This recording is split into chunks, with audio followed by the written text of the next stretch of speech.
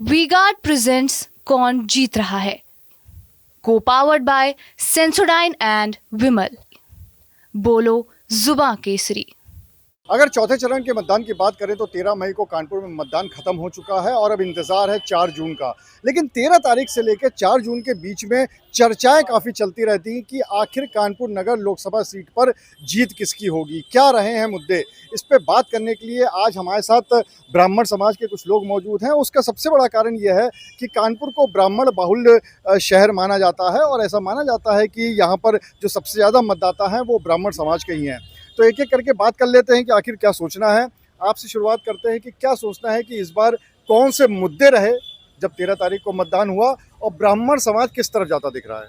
देखिए, उत्तर प्रदेश में और देश में भारतीय जनता पार्टी का एक बहुत बड़ा भारतीय जनता पार्टी में बहुत बड़ा वर्ग ब्राह्मण समाज या अपर कास्ट या ब्राह्मण ठाकुर बनिया बहुत सारा, यहाँ तक कि ओबीसी का भी बहुत बड़ा हिस्सा भारतीय जनता पार्टी में जाता रहा है। और लाभार्थी जो ग्रुप था एक राशन लेने वाला, वो भी बहुत बड़ा हिस्सा जाता रहा है भाजपा में। और ये सच है कि 13 तारीख को जो चुनाव हुआ, हम सब लोगों ने भारतीय जनता पार्टी को देखा। हमने अपनी बात व्यक्तिगत कर रहा हूँ, यहाँ हर तरह के लोग हैं, सबके अपने अपने विचार हैं। भारतीय जनता पार्टी को वोट गया है। और ये मान करके चलिए कि एक बात आपको बता दें कि कांग्रेस का घोषणा पत्र अगर आप उसको ध्यान से देखें तो आपको पता चल जाएगा कितनी इसमें खामियां हैं। और हमारा स्पष्ट मानना है, अगर वो घोषणा पत्र सरकार अगर उनकी बनी और घोषणा पत्र अक्षरशः लागू कर दिया गया, वो भी 5 किलो का 10 किलो अनाज भी कहा गया बीच में चुनाव के 4 चरण के बाद, अगर ये पूरा लागू हो जाए तो हिंदुस्तान के हालात, आर्थिक हालात पाकिस्तान श्रीलंका से भी बदतर हो जाएंगे। क्योंकि 250 रुपये जो मनरेगा चल रहा है उसको 400 रुपये कह दिया गया, लगभग पौने दोनों का बजट उसमें बढ़ जाएगा। एमएसपी पर कानून बनाने की बात आई है और ये कहा गया कि डॉक्टर स्वामीनाथन आयोग की रिपोर्ट के अनुसार एमएसपी लागू होगा।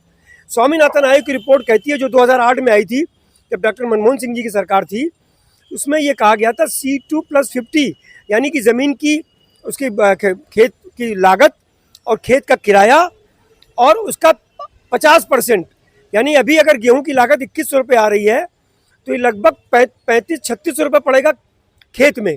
यहाँ आकर के 4000 रुपये कुंटल पड़ेगा, जो अभी 2400 रुपये कुंटल बिक रहा है। तो आप मान के चलिए आज से वर्तमान में गेहूं की कीमत 1.5 गुना से ज़्यादा हो जाएगी। अगर स्वामीनाथन आयोग की रिपोर्ट के अनुसार अगर एमएसपी लागू होगी, 23 वस्तुओं पर कृषि उत्पाद पर एमएसपी लागू है, ये सभी 23 कृषि उत्पाद की कीमतें बहुत कई गुना बढ़ जाएंगी स्वामीनाथन आयोग की रिपोर्ट के अनुसार। और जो खरीद होगी राशन की, जो 5 किलो राशन अभी दिया जा रहा है, यानी कि 10 किलो प्रति व्यक्ति दिया जाएगा, दुगनी खरीद करनी पड़ेगी। हम लोग अगर उस पर चुनाव उस पर बात ना करें, ये वाला जो था मुद्दा, हम लोग अगर उसी पे केंद्रित रहें कि आखिर ब्राह्मण समाज किधर जाता दिख रहा है और क्या मुद्दे रहे इस बार के चुनाव में जब मतदान हुआ है। तो देखिए, हमने आपको बताया कि मुद्दे तो बहुत सारे हैं।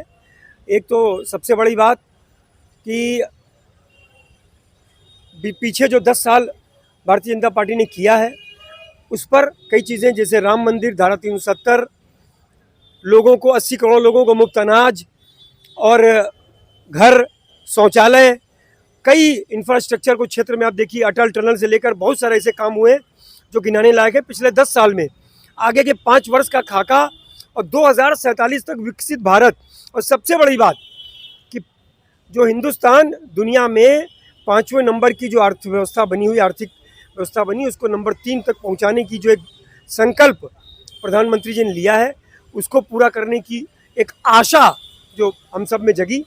इससे लगता है कि भारतीय जनता पार्टी कानपुर ही नहीं पूरे देश में भारी सीटों से, कई सीटों से जीतने जा रही है और फिर से मोदी जी प्रधानमंत्री बनेंगे। मतलब ऐसा लगता है कि बीजेपी जो है, आपको ऐसा लग रहा है कि उनके मुद्दे काम कर रहे हैं। आपको क्या लगता है कि ब्राह्मण समाज किस तरफ जाता हुआ दिख रहा है। ब्राह्मण समाज भाई कांग्रेस में भी गया है, भाजपा में भी गया है। अब ये सही चीज भाई गुप्त सब बोल रहा है, ये भी नहीं मालूम हो पा रहा था कि किधर जा रहा है।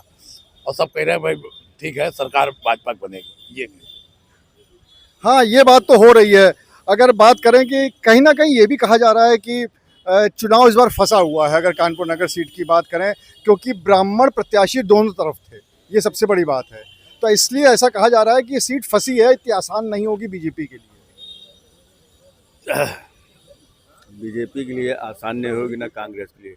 ये सब जो हमारे सांसद जी ने संघर्ष किया है उस संघर्ष का बेनिफिट मिलेगा। आलोक मिश्रा जी ने जो संघर्ष किया है। रही बात राशन की, राशन कोई नेता अपने घर से थोड़ी देता भाई साहब। बीजेपी 2019 में बीजेपी ने 5 किलो राशन चालू किया, बाजरा जुंडी और ये आदमी खा नहीं पा रहा। अब कांग्रेस गवर्नमेंट आएगी 10 किलो देगी, तो हम तो भैया उसी के साथ में है जो हमको बढ़ा के देगा। तो मतलब आपको ऐसा लगता है कि कांग्रेस का प्रत्याशी इस बार निकल सकता है, ऐसा आपका मानना है? हमारे हिसाब से तो निकलना चाहिए, चाहे 1000 वोट से जीतना चाहिए, क्योंकि उन्होंने बहुत संघर्ष किया। उन्होंने आलोक मिश्रा जी ने बहुत संघर्ष किया, ऐसा इनका मानना है। आपका क्या सोचना है? हमारे कानपुर में दोनों प्रत्याशी ब्राह्मण हैं। दोनों प्रत्याशी ब्राह्मण होने की वजह से ब्राह्मण में कन्फ्यूजन तो क्रिएट हुआ ही है, ये तो स्वाभाविक है। दूसरी बात क्या है, प्रलोभन कोई कितना भी दे, लेकिन ज़मीन पे कितना आता है इसका कोई अभी मापदंड नहीं है। एक चीज़ मिल रही है, एक चीज़ मिलेगी। मिलने और जो मिल रहा है और जो मिलेगा उस पर बहुत अंतर है, क्योंकि सरकार की बातों का कोई भरोसा नहीं होता है। आज आप कुछ भी वादा करें, कल क्या दे, और फिर इन चीज़ों से चाहे ये दे चाहे वो दे, इनसे किसी का भला नहीं होना है। ये एक सीमित लोगों को लिए देना चाहिए, 80 करोड़ को नहीं देना चाहिए, 5 किलो भी, और 10 किलो तो किसी को नहीं देना चाहिए। बेकारी नहीं बनाना चाहिए। ब्राह्मण समाज एक बुद्धिजीवी समाज होता है, ब्राह्मण हो या वैश्य हो या अदर भी हैं, तो उनको अपने विवेक से उनको इस तरीके के काम में लाना चाहिए जिससे उनकी प्रगति हो, देश की प्रगति हो, प्रदेश की हो, शहर की हो। ये कोई मापदंड नहीं कि 5 किलो दे दो तो हम 10 देंगे, हम 20 दे देंगे, हम 25 दोगे कहाँ से दोगे? हमारे जो हम लोग दिन रात सुबह 8 बजे 10 बजे से लेकर रात में 11 बजे तक मेहनत करते हैं, उस टैक्स के पैसे से तुम फ्री में बांटोगे, कब तक बांटोगे और कहाँ से बांटोगे? वो गल्ला जो आज 5 किलो भी दे रहे हो, वो पलट के बाजार में बिकता है आके, आप देते हो फ्री में, 10 रुपये में बेच के लोग दारू पीते हैं। इस चीज़ का अवलोकन तो सरकारों को करना पड़ेगा, और वो करके उसको एक सीमित दायरे में, ज़रूरतमंद को 20 किलो मिले उसकी कोई ज़रूरत नहीं, लेकिन उसको आगे का रास्ता भी तो दे। ये चीज़ हमारे देश में या प्रदेश में या शहर में बड़ी गलत है, और इसका सुधार होना चाहिए। मतलब जो फ्री के वो जो फ्री बीज जिसे कहते हैं, फ्री की चीज़ें, वो बहुत सोच समझ के देने वाली बात है। आपको क्या लगता है कि इस बार का समाज कानपुर नगर में किधर जा रहा है? कानपुर का समाज जो है आलोक मिश्रा और इंडिया गठबंधन को दे रहा है। सैकड़ों वोटों से आलोक मिश्रा जीतेंगे। कारण उसका ये है कि यहाँ पे इतनी ज़बरदस्त महंगाई है, इतनी ज़बरदस्त बेरोजगारी है, महिलाएं तराई तराई कर रही है इस समय महंगाई की वजह से। नौजवान बीटेक एमटेक जो है वो रिक्शा चला रहा है, और किसान परेशान, नौजवान परेशान, हर आदमी परेशान है। इसीलिए कोई आपको हवा नहीं दिख रही। पहले बीजेपी के तूफान आता था, अब बीजेपी का कार्यकर्ता ही घर बैठ गया है। पहले चुनाव इन्होंने 14 में जीता भ्रष्टाचार के नाम पर, 19 में जीता पुलवामा के नाम से। अब तक कोई हवा नहीं है। राम मंदिर जरूर इन्होंने बनाया, लेकिन राम मंदिर का कोई असर अब हिंदुस्तान में नहीं रह गया चुनाव में। उसके साथ साथ इन्होंने मुसलमान हिंदू सब करने को आज भी कर रहे हैं, लेकिन पब्लिक अब बहुत नाराज है, भयंकर नाराज है। पूरे देश में इंडिया की सरकार बनने जा रही है। इनका ऐसा मानना है कि इंडी गठबंधन की सरकार बनने जा रही है। आपका क्या कहना है? देखिए, जर्नल जो कास्ट में आते हैं, पंडित बनिया ठाकुर जितने भी हैं, ये जब 2 सीटें आती थी बीजेपी की, तब से इनके साथ है, और उसने कभी इनसे कोई चीज़ें के मांगने के तौर पे इनके साथ नहीं है कि हमें कुछ दें तभी हम इनके साथ मांगें। दरअसल कुछ गवर्नमेंट चाहे वो किसी की भी आवे, हमारी समझ से तो बीजेपी की, हम बीजेपी के सपोर्टर है तो हम तो यही चाहेंगे बीजेपी ही आवे, और उसने अच्छा भी किया, राष्ट्र के लिए बहुत अच्छा काम हुए। लेकिन मेरा ये कहना है कि 3 अगर मीडियम क्लास, एक अपर क्लास और एक लोअर क्लास होता है, लेकिन जो मीडियम क्लास है उसमें भी 3 क्लास हैं। एक अपर क्लास है, एक मीडियम अपर क्लास है, एक मीडियम क्लास है, और एक निम्न वाला क्लास है। तो जो मीडियम वाला क्लास है उस पर वो जो गरीब है वो ऊंचाई की तरफ बढ़ रहा है, वो रईस बन रहा है, वो मीडियम में आ रहा है। जो ऊपर वाला है वो भी नीचे आके काम करना चाहता है। तो जो बीच में है, ये गवर्नमेंटों को सोचना पड़ेगा। हमारी जो भारत सरकार है इस समय जो चल रही है, जो बनेगी, उसको ये सोचना चाहिए कि जो मीडियम वाला आदमी वो कहाँ जाए, वो कैसे सर्वाइव करे। उसमें पंडित बनिया ठाकुर सबसे ज़्यादा है। तो ये हमने कभी कुछ मांगा नहीं है, लेकिन आप हमारे बारे में, हमारे व्यापार के बारे में जो टैक्स का कलेक्शन है, जो आप 2 करोड़ बता रहे हैं, तो ये लिया तो व्यापारियों से ही जा रहा है, और दिया किसको जा रहा है? जिनको ज़रूरत 10 किलो राशन जो लेते हैं और वापस जाके दुकानों में वापस बेच देते हैं। इस पे ज़रूर ध्यान देना चाहिए। 10 किलो 5 किलो राशन बांटने से काम नहीं चले, क्योंकि उसकी लोग दारू पीते हैं शाम तक। तो ये मज़ेदारी नहीं चल रही। इस पे ध्यान दें कि जो मीडियम वाले क्लास वाले लोग हैं, ये बेचारे कहाँ जाएं? इनके ऊपर भी ध्यान दिया जाए, वो चाहे ब्राह्मण का वह लड़का हो, चाहे हमारे बनिया का लड़का हो, चाहे हमारे ठाकुर लड़का हो, इसके ऊपर विशेष ध्यान दिया जाए। इसके ऊपर विशेष ध्यान देना चाहिए, ऐसा इनका मानना है। आपको क्या लगता है कि किसकी सरकार बनती दिख रही है? और सरकार छोड़िए, कानपुर की बात करते हैं कि कौन प्रत्याशी निकलता दिखाई पड़ कानपुर में तो देखो लड़ाई बहुत जबरदस्त है भाई। वोट दोनों तरफ को पड़े हुए हैं और दोनों ब्राह्मण प्रत्याशी, ब्राह्मण वोट जो है वो दोनों तरफ बढ़ गया है, और जो दलित वोट है वो भी कांग्रेस की तरफ ज़्यादा इधर दिखाई दे रहा है कि ज़्यादा चला गया है। और ये है कि जो कांग्रेस के वादे हैं इनमें तो हम लोग विश्वास नहीं करते कि वो 10 किलो देंगे कि 20 किलो देंगे, इससे हम लोग फ्री में खाने वाले लोग नहीं हैं कि 10 किलो दे देंगे तो हम उनको दे देंगे वोट, ऐसा कुछ नहीं है। वैसे लड़ाई बहुत ज़बरदस्त है, लड़ाई टक्कर की लग रही है। टक्कर की है। और जो ये प्रत्याशी जो हैं ये बाहर का कारण बहुत रहा कि बाहर के हैं और ये लोकल के थे, तो इन्होंने अच्छा वोट मतलब। लेकिन रमेश अवस्थी जी कहते हैं कि हमारा वोटर कार्ड यहाँ का, हमारा वो आधार कार्ड यहाँ का, हमारा घर यहाँ पर, मेरे बच्चे यहाँ पे पढ़ते हैं, तो फिर हम बाहर के कैसे हो? लेकिन वो लोकल में उन्होंने कोई मेहनत तो की नहीं, लोकल कभी दिखाई नहीं दी। हम लोग तो रमेश अवस्थी को जब ये टिकट मिला तो हम लोग जान पाए कि रमेश अवस्थी भी कोई नेता हैं। बाकी इसके पहले तो रमेश अवस्थी को हम लोग कभी लोकल में देखा नहीं, तो ये भी एक मुद्दा है। एक मुद्दा है। तो ये भी एक मुद्दा है।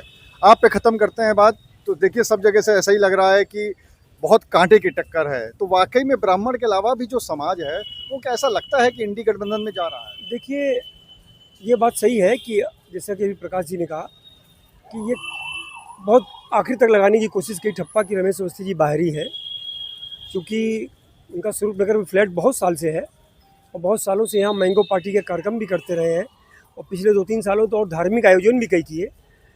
और ये कोई ज़रूरी नहीं कि फर्रुखाबाद का, हमारा मूलतः हम कानपुर में पैदा हुए, हमारे पिताजी हरदोई के थे, हम यहाँ पैदा हुए तो फिर हम हरदोई के थोड़ा हो जाएंगे। तो उनके लड़के बच्चे यहीं पढ़ते रहे, जहाँ तक मालूम है उनकी बेटी भी यहीं की पढ़ी हुई है, बेटा बेटी दोनों, तीनों लोग, 3 बच्चे हैं। तो अब उसको, ये बात सच है कि आखिर तक इसको चिपकाने की कोशिश की गई कि रमेश अवस्थी बाहरी हैं। और कांग्रेस का जो विज्ञापन चुनाव के दिन निकला उसमें भी लिखा था कानपुर के, तो ये आखिर तक रहा, लेकिन इसका असर वोटरों पे नहीं पड़ा। बल्कि हमें लगता है कि कुछ योजनाओं को लेकर, जैसा कि भी दलित समाज के लिए कहा, उसमें कुछ योजनाओं को लेकर अंदर तक बात गई, संविधान बदलने वाली बात और आरक्षण खत्म होने वाली बात कुछ जगह गई है, लेकिन उसका असर अभी जो हम लोगों ने पूछा कितना दिखाई पड़ा है ये तो 4 जून को पता चलेगा। लेकिन अपने आसपास बाज़ारों में और अपने सर्किल में ये बात सही है कि भारतीय जनता पार्टी को वोट ज़्यादा गया है और अच्छी खासी संख्या में गया है। तो आप सभी ब्राह्मण समाज के थे और इन सबका भी मानना है कि दोनों ब्राह्मण प्रत्याशी थे, तो कहीं ना कहीं ये सीट फंसी हुई दिखाई पड़ रही है। दोनों ही प्रत्याशियों को वोट गए हैं और बाकी किसकी जीत होगी ये तो तभी पता चलेगा जब 4 जून को ईवीएम खुलेगी। अनुराग अग्रवाल, TV9 कानपुर। वी-गार्ड प्रेजेंट्स कौन जीत रहा है, को पावर्ड बाय सेंसोडाइन एंड विमल। बोलो जुबां केसरी।